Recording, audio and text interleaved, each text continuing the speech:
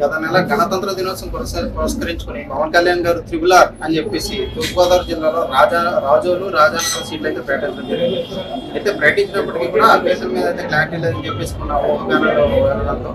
అత్యాధునికమైన టెక్నాలజీతో fertility treatment అందిస్తోంది Medici IVF.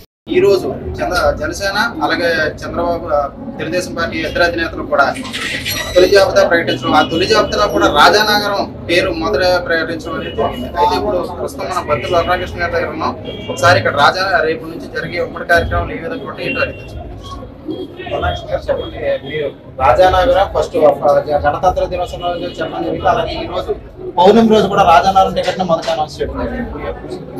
నిస్వార్థంగా ప్రజలకు సేవలు అందించేవాళ్ళని పవన్ కళ్యాణ్ గారు ఎప్పుడు కూడా ముందుండాలని చెప్తారు. ప్రజల కష్టాల కోసం, ప్రజలకు సేవలు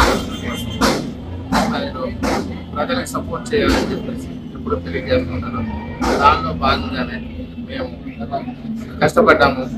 కష్టపడిన దానికి ఆయన ఫలితాన్ని ఇచ్చారు. ఎప్పుడూ నిస్వార్థంగా సేవ చేస్తే, పార్టీ కోసం ప్రజల కోసం కష్టపడితే వాళ్ళు భుజాన్ని ఎక్కించుకుంటారనే దానికి రాజానగరం యొక్క జరుగుతున్నటువంటి పరిణామమే చూసింది. పవన్ కళ్యాణ్ గారు పూర్తి స్థాయిలో కష్టపడే వాళ్ళకి, నిస్వార్థంగా సేవ చేసే వాళ్ళకి పెద్దపీట వేస్తారనే దానికి ఇంకెంతకంటే నిదర్శన అవసరం లేదు. అదేవిధంగా ప్రజల పక్షాన్ని మేము పోరాడాము. ప్రజల్ని మరింత చైతన్యవంతులు చేసి జనసేన టీడీపీ ప్రభుత్వాల స్థాపనకి భారీ మెజారిటీతో గెలవడానికి అన్ని విధాలుగా తెలుగుదేశం జనసేన పార్టీ ఐకమత్యంగా వెళ్ళి ఇక్కడ జనసేన పార్టీ జెండా ఎగరవేయబోతున్నాం. అదేవిధంగా ప్రజల గుండెల్లో పూర్తి స్థానం తెలుగుదేశం జనసేన పార్టీకి మాత్రమే ఉంది. వైసీపీ అనేది చేసిన అరాచకాలు, అక్రమాలు, దుర్మార్గాలు, దౌర్జన్యాలు, ప్లేట్ బ్యాచ్, గంజాయి బ్యాచ్, అట్రాసిటీ కేసులు ఇవన్నీ చూస్తే ప్రజలు విసిగెత్తిపోయారు. కాబట్టి ఖచ్చితంగా జనసేన టీడీపీ పార్టీని అత్యధిక మెజారిటీతో గెలిపిస్తారని చెప్పి రేపు నుంచి జరగబోయే కార్యక్రమాలకు తెలుగుదేశం అలాగే జనసేన తరఫున ఉమ్మడి కార్యక్రమాలు చేపట్టేమని మీరు మీటింగ్ చేసుకుంటారు. ఈరోజు జనసేన పార్టీ అధ్యక్షులు గౌరవనీయులు అధ్యక్షులు శ్రీ నారా చంద్రబాబు నాయుడు గారు కలిసి ఈ టికెట్లు అనౌన్స్ చేసిన తర్వాత నేను రాజానగరం నియోజకవర్గం తెలుగుదేశం పార్టీ ఇన్ఛార్జ్ అయినటువంటి గౌరవనీయులు శ్రీ బొడ్డు వెంకటరమణ చౌదరి గారిని కలవడం జరిగింది.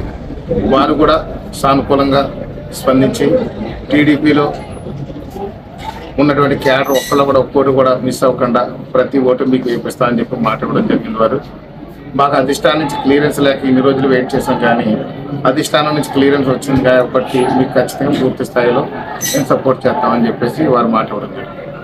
ఇప్పుడు రాజానగరం అంటే రాజా అంటే రాజానగరం అని చెప్పుకుంటారు. ప్రస్తుత ఎమ్మెల్యే మీద కావచ్చు.